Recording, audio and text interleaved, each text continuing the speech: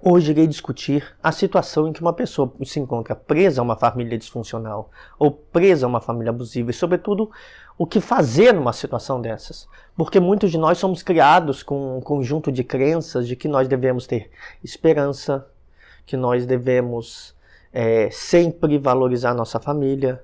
Só que o problema é se nós estamos numa família que não nos valoriza ou que se a esperança nos mantiver numa situação muito ruim.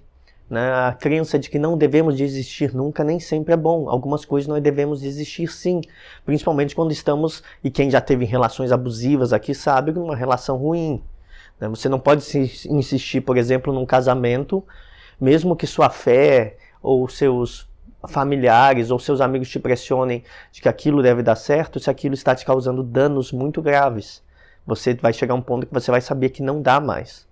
Talvez numa família a coisa seja diferente, porque você está preso a vínculos de sangue, vínculos legais àquelas pessoas, até vínculos econômicos, mas ao mesmo tempo podem causar danos muito maiores, até que um relacionamento que você pode deixar quando se envolve, quando a gente está falando de seus pais, por exemplo.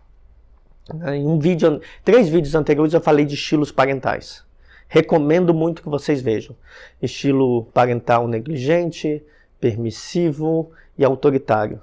Quando eu falo de famílias disfuncionais, estou falando de famílias que os membros podem ter esses estilos parentais ou outras disfunções. Recomendo que vejam os vídeos, pode ajudar vocês a compreensão. E famílias abusivas, todos esses elementos que eu já falei aqui inúmeras vezes no canal, em vários aspectos, que envolvem manipulação, egoísmo, projeção, muitos diferentes aspectos. Digamos, esse conceito de abuso emocional envolve uma quantidade, quando a gente não fala de abuso direto, físico, uma quantidade muito alta de comportamentos. Eu falo sobre quase todos eles aqui no canal. Mas a grande questão nós ficamos presos à fantasia sobre o que deve ser uma família. Nós ficamos presos a obrigações sociais de nos mantermos próximos às vezes, quando algo nos faz mal. Tal como tentar manter um casamento falido é manter uma família falida. Ficar perto de alguém que está te destruindo. Não significa que você pode romper completamente, mas você pode, no mínimo, manter uma distância segura. Então, o que fazer quando se está preso a uma família disfuncional? O primeiro nível se você estiver preso mesmo, economicamente dependente. Eu já falei isso em vários vídeos, que uma das maneiras de você se livrar de uma situação abusiva é construir independência econômica e vias de escape. Se você está num casamento em que você tem dependência econômica do parceiro, você está lascado. Você precisa construir essa independência antes com um plano de fuga. Mesma coisa numa família. Então, antes de tudo, é necessário isso. Mas, estando cumprido isso, não é fácil do mesmo jeito. Por exemplo, eu lembro de pessoas que já me relataram. Tem uma amiga que me relatou isso, que ela sente culpa ao se afastar da família. Que ela sente sentimentos conturbados, culpa, vergonha, nessa relação. E o que faz é ela ficar presa de alguma forma nas coisas que a família faz. E eu já falei sobre maneiras de você simplesmente se distanciar emocionalmente, se você não pode se distanciar fisicamente. E é uma maneira de lidar. Então, mas o principal, e eu acho que esse é o mais importante, porque aí te funciona com a blindagem mesmo que você tem que ficar próximo, é desistir da ideia de que eles vão melhorar. Nós mantemos esperanças e expectativas sobre que a família, a gente está lá no Instagram, olha para as famílias dos outros comemorando coisas, e a gente vê coisas naquelas famílias, às vezes, que vão nos dar a ideia de que os outros são felizes e nós não. Os outros também têm problemas, tá? Poucas são as famílias muito bem integradas e respeitadoras e tal. Só que nós temos que abrir mão da ideia de que alguém que nunca foi assim vai ser, de repente. Isso é importante para a melhora. É como o luto. Você achar que a pessoa que morreu vai voltar, atrapalha o luto. Ou de um casamento que acabou, você ficar na esperança por anos de que aquilo seja recomposto, atrapalha a sua vida. Você ficar na esperança por anos de que seus familiares vão ser diferentes, sendo que você foi criado, você tem 20, 30, 40, 50 anos, e seus familiares ainda são os mesmos, eles não vão mudar. se eles não fizeram nenhum passo até então, com a busca de uma terapia, a busca de pedidos de desculpas, tentativas de mudança concreta, nada vai acontecer. Então, não há indícios que isso possa acontecer. Sem esses indícios, talvez o melhor para a sua própria recuperação, não para a recuperação deles, esqueça eles, é desistir, é perder as esperanças. Isso é importante para a melhora, né? O ciclo de ter esperança permite que você dê novas chances, né? Você tem esperança, se frustra. Tem esperança, se frustra. Tenta ter uma relação mais próxima e positiva. Quando a relação começa a ficar positiva, uma nova frustração, essas pessoas voltaram a agir da mesma forma. Talvez a melhor maneira seja não ter essa esperança, saber que a relação vai ser ruim e não vai ser adequada, não vai ser a família que você esperava, e manter um certo distanciamento, mesmo que essa pessoa de repente tenta te puxar para perto, te reintegrar à família, usando da sua esperança para lhe dar falsas esperanças. Tome como uma mentira. Pode ser não intencional, pode ser a maneira que eles sempre fizeram. Tome como aquilo é uma farsa. Cedo ou tarde vai cometer os mesmos erros. Eu sei disso, já passei por isso, já tive que lidar, por exemplo, com familiares que são assim. Que eles são legais para conseguir te puxar para dentro da relação e depois voltam a ser a mesma pessoa que sempre foram. O que você pode fazer é não acreditar. Falar, tá, nessa relação nunca vai melhorar. Então, quando eles tentam te agradar, você já mantém a distância desde já para não se aproximar e se frustrar. Né? Tal como em relações abusivas isso. Não vai mudar do nada se durante muitos anos não mudou. Se a pessoa mostra culpa, arrependimento, iniciativa na tentativa de mudança, mudanças práticas na vida. Mudanças práticas são muito importantes para mudanças da cabeça, né? Você mudar como você age no cotidiano, ou mudar coisas na sua organização de vida para ser mais legal com o outro, pode indicar uma boa vontade, mais do que uma promessa. Uma promessa significa muito pouco, mas se você, por exemplo, diz, olha, estou mudando minha organização, estou fazendo tal coisa para minha vida com você ser melhor, e você mostrar que essas mudanças acontecem, também é positivo, né? Então, uma coisa importante, eu tô meio rouco, eu tô tendo meio alérgico esses dias, né? Uma coisa importante é aceitar que essa relação é problema e decidir suas ações baseadas nessa aceitação de uma maneira realista. Ser realistamente decidir o que fazer, né? Você pensa, essa pessoa sempre melhora para eu me reaproximar, e quando eu me reaproximo, me magoa das mesmas formas, me trata mal da mesma forma. O que você vai tomar a decisão é o que sempre foi feito. Então, o que sempre foi feito é isso, então eu vou aceitar que existe um problema e tomar umas decisões pautadas nisso. Suas decisões devem ser o que você consegue. Se você acha que não consegue um afastamento definitivo, faça o que você consegue. Uma relação mais superficial, mais distante, menos tempo próximo, e é o que você consegue. Né? Por vários motivos que possam te impedir de outras relações familiares, relações econômicas, relações afetivas, o que for. Faça o que você consegue para aceitar, aceite que essa relação é um problema e decida de uma maneira realista, uma estratégia realista. Né? Então, faça o que é possível. E também só aceite o que você consegue. Ou seja, mantenha o limite até que não lhe causar sofrimento. Você vai ter algumas dúvidas internas, vai pensar se não está sendo muito duro. Todo mundo passa por isso, estou sendo muito duro com eles. Será que eu cometi um erro? Será que eu não deveria ser mais carinhoso para ver se aquilo melhora? Com a sua mãe, com o seu pai? Será que eu não estou agindo errado? Dúvidas de si mesmo são parte do processo. Decida de maneira realista, com base no que sempre aconteceu, nas ações deles e no que aconteceu antes. Você vai sofrer um pouco, também aceite esse sofrimento de suas dúvidas. Você vai ter essas dúvidas.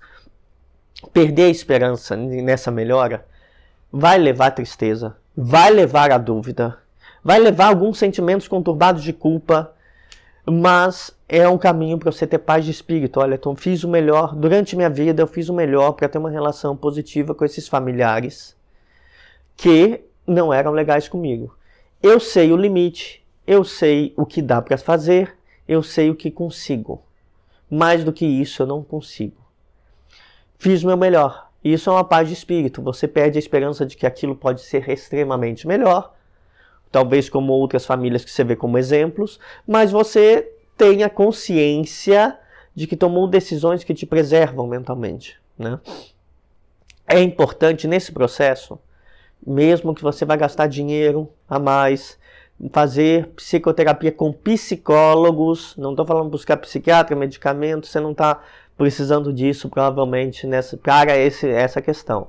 Você está precisando de terapia, alguém para conversar, especificamente alguém que entenda de dinâmicas familiares, que tenha lidado possivelmente com relacionamentos abusivos, ou que entenda de dinâmicas familiares, um psicólogo que discuta esse tipo de tema, para te ajudar no caminho. Tá? Pode ser de várias vertentes, tem algumas vertentes que eu prefiro, né? Mas não precisa ser exatamente de alguma vertente da psicologia que eu prefiro. Né? Eu gosto de psicólogos que trabalham com terapia de aceitação e compromisso, para você aceitar a sua situação e se ter o compromisso com a mudança futura. O nome é terapia de aceitação e compromisso, é um tipo de terapia comportamental. Gosto de terapias cognitivas, como terapia de esquema, né? Terapias comportamentais em geral, mas pode ser outros, porque, por exemplo, a Gestalt lida com questões familiares, até a psicanálise lida com questões familiares. Mais do que tudo, você precisa de apoio, mesmo que talvez não seja o apoio que eu concorde teoricamente mais, né? Você precisa de apoio para mudar nesse caminho, porque senão você vai acabar fazendo coisas ruins para si, que é ruminar a sua decisão e voltar a essa relação devido à culpa e à vergonha. Você tem que lidar com esses sentimentos, né? Você tem que lidar com a culpa e com a vergonha, né? Certos modelos terapêuticos vão lidar mais. A terapia de aceitação e compromisso eu acho perfeita para esse tipo de situação, então é o que eu recomendaria. Outras também, desde que o foco seja lidar com essa família que foi, essa dinâmica familiar que foi internalizada, e a mudança dos sentimentos que você tem em relação ao que esses familiares fizeram em você. Então, outros modelos são possíveis também, né? Vai te ajudar a desapegar, lidar com uma terapia, pelo menos nesse processo inicial. Não estou falando de ficar em anos em terapia, eu não sou uma pessoa que defende que você deve estar em terapia a vida inteira. Alguns defendem, eu não acho. Mas eu acho que em processos de mudança mais difícil, sim. Talvez numa mudança de cidade, em que você se sente muito só. Talvez num período depressivo que você perdeu amigos, ou perdeu algum familiar no luto, ou perdeu o emprego, seja importante. Talvez nesse processo de luto familiar, em que você descobre que você precisa perder a esperança. Perder também. Seria importante um processo terapêutico para ajudar a desapegar e viver sem culpa nesse momento, né? Algumas questões que as pessoas sempre ficam perguntando por que eu não consigo sair disso, né? Eu acho que a grande questão do que fazer é também porque você não entender por que você não consegue sair. Primeiro que você está vinculado emocionalmente, seu padrão emocional foi moldado para essa pessoa. Então você vai sentir sempre vergonha e culpa quando você se afasta, vergonha quando você faz algo diferente frente a eles, rumo ao caminho do afastamento. Então esses dois sentimentos ficam lá. E esses dois sentimentos, essa pessoa usou esses sentimentos provavelmente ao longo da sua história de vida para te manter preso na relação, como uma forma inconsciente de manipulação, né? Ela usa seus sentimentos para te manter preso numa sensação de dever. Isso faz você não conseguir sair do ciclo, isso de uma maneira mais direta com a pessoa. Nessa lidar mais direto com a pessoa, às vezes também eles são bons. Lembra que eu falei o ciclo de esperança e frustração? Eles são bons, eventualmente, esses familiares. A gente não está falando de pessoas que vão ser sempre ruins, senão é muito fácil. Quando você tem um parente que é totalmente macabro, né, cruel, você se afasta. Eu já tive também familiares distantes que são assim. Todos se afastaram. Então é muito mais fácil. Até os filhos se afastaram dessas pessoas. Então todos se afastam. Mas quando você tem uma pessoa que é boa para te trazer de volta e depois é ruim de novo, aí você tem uma espécie de reforço intermitente no vocabulário do behaviorismo, do comportamentalismo, que é a pessoa é ruim, foi boa. Ela te deu um reforço aqui que faz você ter esperança que a próxima atitude dela vai ser boa. Aí é ruim, boa lá na frente. É como um jogo de azar. O reforço intermitente funciona como um vício. Perde, ganhei. Agora eu vou começar a ganhar. Aí perde, ganhei. Agora eu vou começar a ganhar. E aí você continua achando que vai ganhar de novo. Só que você ganha uma vez para ter um monte de sofrimento depois. Né? Então, reforço intermitente te mantém preso no ciclo. É bom compreender isso. Eu já falei sobre esse aspecto em vários vídeos aqui também. Né? Expectativas sociais. Então, essas são as expectativas da relação, as relações emocionais e esse reforço. Mas expectativas sociais também te mantém preso no ciclo, como a ideia de família esperada, de que seu pai e mãe vão ser de certa forma, seus irmãos vão ser como você espera, ou seus tios, e que aquilo vai melhorar. Não pode não melhorar. E se você tem como prova que anos não melhorou, pode não melhorar. Se essa pessoa não buscou mudar algo na vida dela para te fazer um bem, quer dizer que ela não se importa. Né?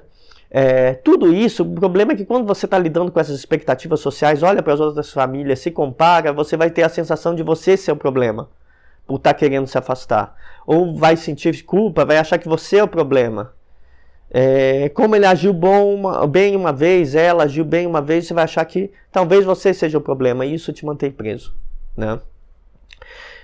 Você vai tentar escapar. Outro aspecto que te mantém preso é que você vai tentar escapar e sua voz interior, que é a voz dos seus familiares, vai te manter preso, porque algumas coisas que você pensa, eles te convenceram a pensar assim. Talvez normalizando agressão, normalizando tratar mal como prova de amor, né? Você vai ter que romper com essa voz internalizada dos seus familiares. Aceitar que sua família não é como você espera, não é como as outras, e que ela é bem mais problemática, ou que tem dificuldade de resolução de problemas, e que você não vai conseguir mudar eles, e que você tem que calar essa voz interior que faz você se sentir mal por problemas que não é seu, problema que é do outro. Né? Você aprendeu que família é dessa forma. E aí essa voz vai dizer, não, talvez o problema seja você, não sejamos nós. Talvez eles tenham dito isso para você, o familiar disfuncional ou abusivo da sua família tenha dito isso para você, que o problema é você. E você vai ter essa sensação de ser um problema, porque dentro da sua família vai estar sua voz interior vai estar dizendo, o que nós fazemos é normal. E você vai ver outras famílias, aí você vai ter dúvidas, pensar, mas não é, outras famílias são diferentes. Né? O importante é você saber que tudo isso que você pensa foi imposto por criação, mas você não precisa continuar assim. E essa relação não precisa continuar assim desde que você comece a estabelecer limites. Você vai ter que aprender a viver sem passar pano, que é essa expressão da nossa época, ou seja, sem justificativas para os erros. Você vai ter que dizer, você errou, vou me afastar por causa disso. Não aceito mais esse tipo de conduta. Você vai ter que aprender a ser duro e punir esses familiares. Ou seja, como? Você não vai ser uma pessoa grosseirona, gritar, vai se afastar. Errou, você fala, olha, não concordo com o que você fez. Fique longe. Fique longe, pelo menos por um tempo. Não acredite nas promessas. Continue sem aceitar justificativas. E não aceite as ilusões que a vida social traz sobre como a família pode melhorar, como talvez você tenha que ter esperança, como, sei lá, Deus vai abençoar vocês. Se não abençoou até hoje, talvez não seja o caso. Talvez ele possa até abençoar você com uma boa vida, mas essa pessoa está sendo má e não vai ser abençoada por Deus. Rompa essas ilusões. Rompa essas ilusões. Não vai ser todo mundo que vai trazer o bem ao mundo. Seja você a pessoa que vai trazer essa mudança. Inicie a mudança na sua família. Pare de dar atenção a uma pessoa que faz mal a você, porque essa pessoa vai manter esse comportamento e fazer mal aos outros também. Puna ela se distanciando. Não aceite as justificativas dela. Não crie justificativas em ilusões internas. Né? Aprenda a viver a vida assim, de uma maneira realista. Né? E, sobretudo, viver a vida que vale a pena para você. No sentido de Tenha limites. A partir daí, eles não podem passar. Se alguém da sua família passar desse limite, você se distancia. Eu estou sendo realista, nem todo mundo vai conseguir romper de vez. Eu não rompi de vez com a minha família e com os parentes que são problemas, mas me distanciei fortemente. Né? Tenha limites. E esses limites, quando ultrapassam esses limites, você dá um passo atrás. Não continue aceitando até piorar a situação. Tenha ciência sobre quais são os seus valores, o que é valoroso para você, o que você espera de uma boa relação. Se essa pessoa não está conforme isso e ultrapassar esse limite e for contra seus valores, se distancie novamente. Dê um passo atrás. Construa essas relações positivas baseadas nos seus valores com outras pessoas. A família, eu tenho amigos que são tão valorosos como uma família. Eu tenho amigos que eu posso contar com eles para várias coisas e que eu gostaria de passar mais tempo com eles. Infelizmente estamos distantes espacialmente, em estados diferentes. Mas são pessoas que eu trato como família e que eu viajo para visitá-los, tal como viajo para visitar meu pai e minha mãe. Então, são tratados como famílias. Construam famílias alternativas no sentido de amizades que estão em direção aos seus valores, né? E não aceite o que te faz mal, né? Anote, se possível, faça uma lista do que te faz mal na conduta desses familiares. Faça essa lista, deixe guardada num lugar, numa gaveta importante para você, que você vai abrir e que você vai ler. Quando você estiver triste, leia. Isso eu não aceito, isso me faz mal. E reforce seus valores. Faça uma lista dos seus valores. Quais são os meus valores? O que me faz mal? Eu não aceito o que me faz mal porque vai contra os meus valores. Anote essas coisas para se lembrar. Às vezes, se eles não te visitam, colhe em algum lugar. Se não, guarde numa gaveta, olhe quando você estiver chateado com eles. Anote, vai te ajudar a repensar, né? Eles vão, quando você botar limites, for bem rígido com seus valores, eles vão te acusar de inflexível, vão te culpar, vão dizer que você é o problema, e para tentar usar esse aspecto de você sentir culpa ou vergonha, eles vão te culpar. Apenas ignore.